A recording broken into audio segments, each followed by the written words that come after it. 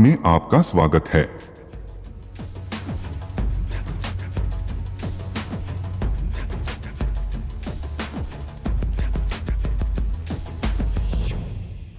स्कंद उपनिषद हिंदू धर्म के 108 उपनिषदों में से एक है। इसे सामान्य उपनिषद के रूप में वर्गीकृत किया गया है, जो कृष्ण यजुर्वेद के साथ जुड़ा हुआ है। यह उपनिषद 15 श्लोकों में वर्णित है। स्कंद भगवान शिव के पुत्र भगवान कार्तिकेय को कहा जाता है। इस उपनिषद को उनके ही आवाज में कहा गया है। स्कंद अपने पिता शिव को ब्रह्म के रूप में संबोधित करते हैं और कहते हैं वह शिव की कृपा के कारण ही श्रेष्ठ हैं। वह स्वयं को विज्ञान, चैतन्य और शिव भी घोषित करते हैं।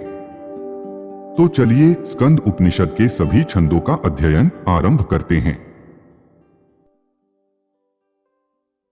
स्कंद कहते हैं, हे महादेव, आपकी लेश मात्र करुणा के कारण ही मैं अच्युत दोषरहित प्राणी हूं।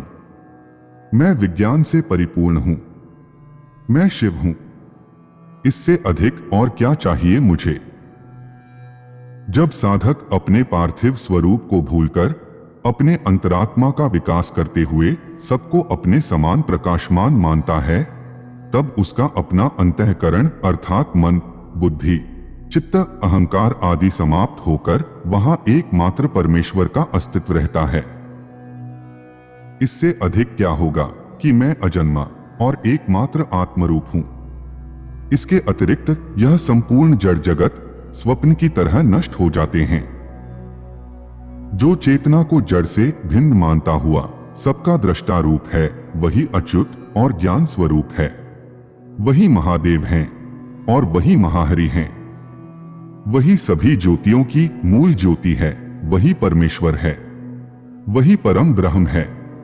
मैं भी वही ब्रह्म हूं, इसमें संशय नहीं है। अब स्कंद जी बताते हैं कि शिव कौन है।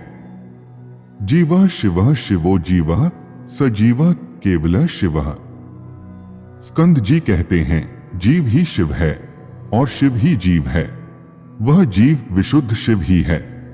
ठीक उसी प्रकार जैसे भूसी से बंधे होने पर धान होता है और छिलका दूर हो जाने पर उसे ही चावल कहा जाता है, इस प्रकार बंधन में बंधा हुआ जीव होता है, वही कर्मों के नष्ट होने पर सदाशिव हो जाता है।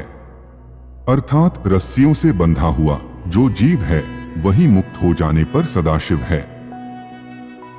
अब स्कंद जी बताते हैं कि विष्णु और शिव में क्या अंतर है। शिवाय विष्णु रूपाय शिव रूपाय विष्णवे। शिवस्य हृदयम विष्णुः विष्णोश्च हृदयम शिवः। वे कहते हैं भगवान शिव ही भगवान विष्णु के रूप हैं और भगवान विष्णु भगवान शिव के। शिव के हृदय में विष्णु का निवास है और विष्णु के हृदय में शिव विराजमान हैं। जिस प्रकार विष्णु शिवमय हैं, उसी प्रकार शिव विष्णुमय हैं। जब मैं इनमें कोई अंतर नहीं देखता, तब मैं इस शरीर में ही कल्याण रूप हो जाता हूं। शिव और केशव में भी कोई भेद नहीं है। इस देह को ही देवालय कहा गया है और उसमें जीव केवल शिवरूप है। जिस तरह मनुष्य बासी फूल अर्थात निर्माल्य मंदिर से परित्याग करता है, उसी तरह उसे अज्ञान को त्याग कर सो अहम के भाव से पूजा करनी चाहिए। ब्रह्म का अभेद रूप से दर्शन करना ही ज्ञान है। मन का विषयों से आसक्ति रहित होना ही ध्यान है। उसी प्रकार मन के मैल विकारों का त्याग करना ही स्नान है और इंद्रियों को अपने वश में रखना ही शौच है।